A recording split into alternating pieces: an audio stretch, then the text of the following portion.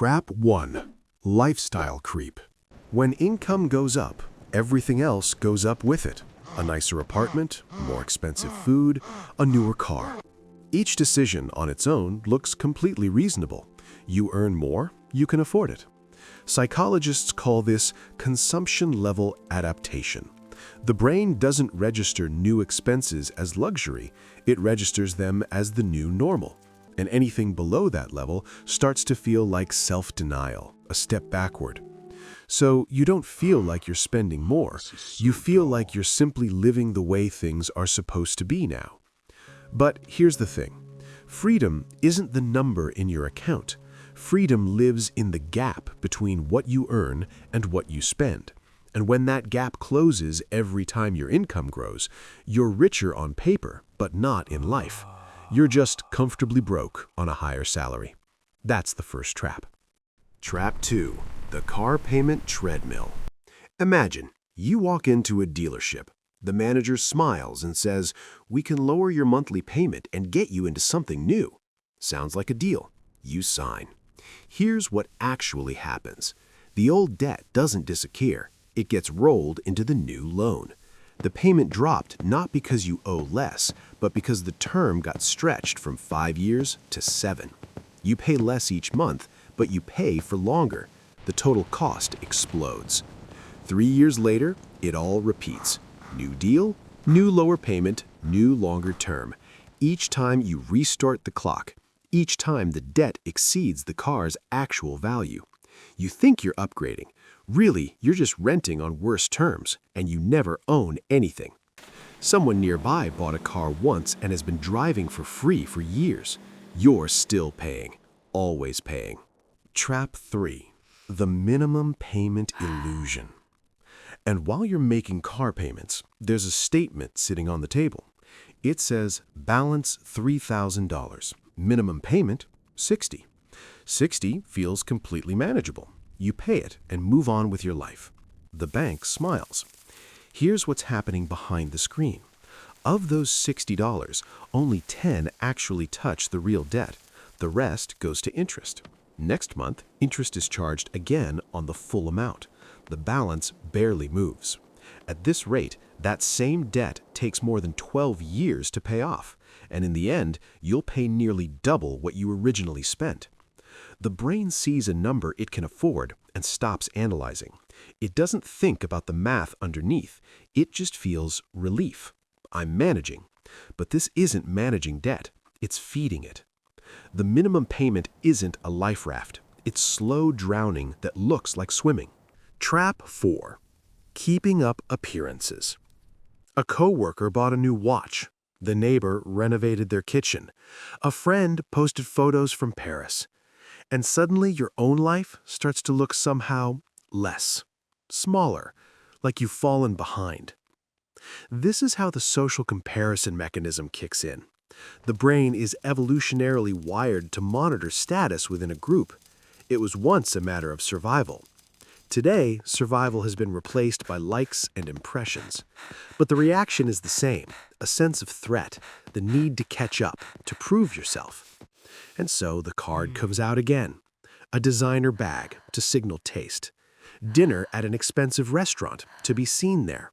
A vacation financed over 12 months because everyone's traveling. Every purchase isn't for you. It's for the audience you believe is keeping score. But here's a truth that's hard to accept. No one is keeping score. That coworker with the watch is drowning in payments. The neighbor remortgaged the house. The friend in Paris maxed out 3 cards. Everyone is playing the same game. Everyone is pretending. And everyone is paying interest on someone else's image of success.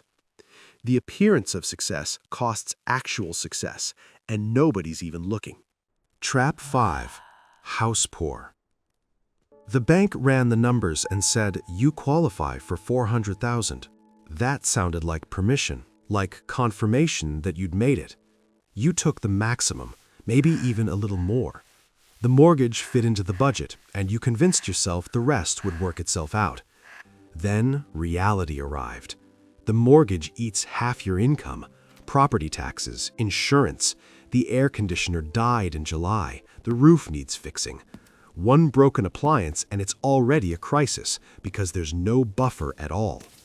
No more vacations. Savings stopped. You work to maintain a structure that was supposed to symbolize success.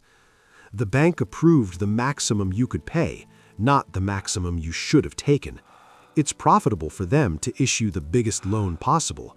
You're the one who has to live inside that decision for 30 years. You wanted a home, but the home got you. Psychological pivot. Why the brain falls for all of this. When there's chaos around you, financial, emotional, any kind, the brain looks for an anchor, something predictable, something that gives a feeling of control right now, even if you'll pay for it tomorrow. That's exactly why people buy things after a hard day. Bad mood and new sneakers are already in the cart. Stressful week and the hand reaches for place order. A purchase gives an instant dopamine hit.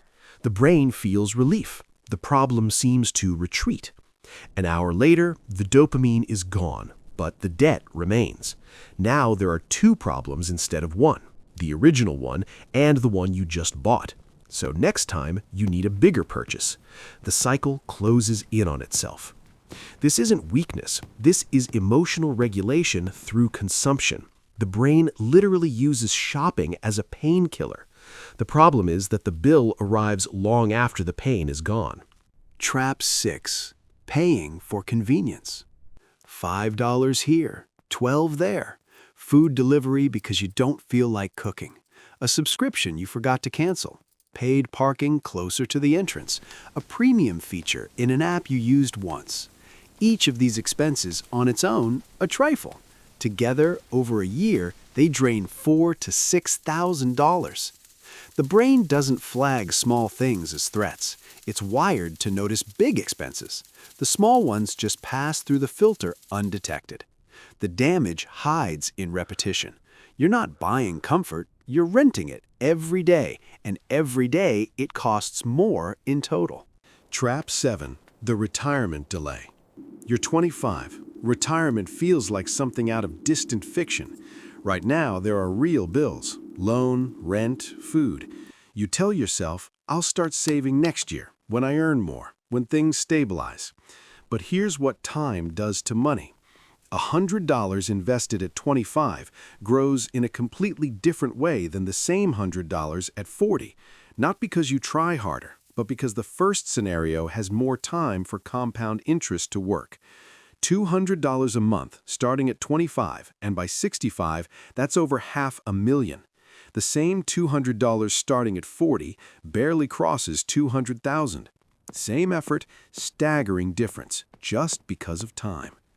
I'll start later isn't just procrastination. It's a decision that can't be undone, because those years while you waited, they don't come back, ever. Compound interest does not forgive delays. Trap 8. The side hustle trap. The budget doesn't add up. Money is short. And instead of figuring out why, you decide to earn more. Rideshare driving in the evenings, freelance on weekends, food delivery after your main job. Money appears, and for a while it feels easier. But here's what actually happens. The extra income covers the overspending, and you never figure out why you're spending more than you need to. The lifestyle that required the side hustle stays exactly the same. On top of that, you're working 60 hours a week now, so you deserve delivery food. You can buy a more comfortable chair. You can spend a little more. The side hustle money disappears into the same holes as the main salary. And you're exhausted. No time for family. No energy for health. You're grinding yourself down to maintain a spending level that shouldn't exist in the first place. Cutting $500 in expenses gives you $500 every month, forever, with no effort. Earning an extra $500 requires constant work, sacrifice, time. One solves the problem, the other just runs alongside it. A side hustle isn't bad, but a side hustle instead of understanding the root cause, that's a treadmill where you run endlessly and go nowhere. Trap 9. Brand loyalty tax. The logo on the bag, The name on the sneakers, the brand of coffee in your hand. The brain isn't buying the thing, it's buying the feeling of belonging to a certain group, the sense that you're a person of a certain level. And that feeling costs twice as much as the product itself, because that's exactly what the markup is for. The off-brand alternative works just as well, it just doesn't give that same internal touch to the identity you've constructed for yourself.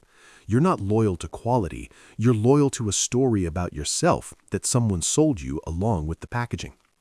Over a lifetime, that loyalty costs tens of thousands, quietly, invisibly, but consistently. What awareness actually looks like. Now, this isn't the part where someone hands you a 5-step plan. There are no 5 steps here.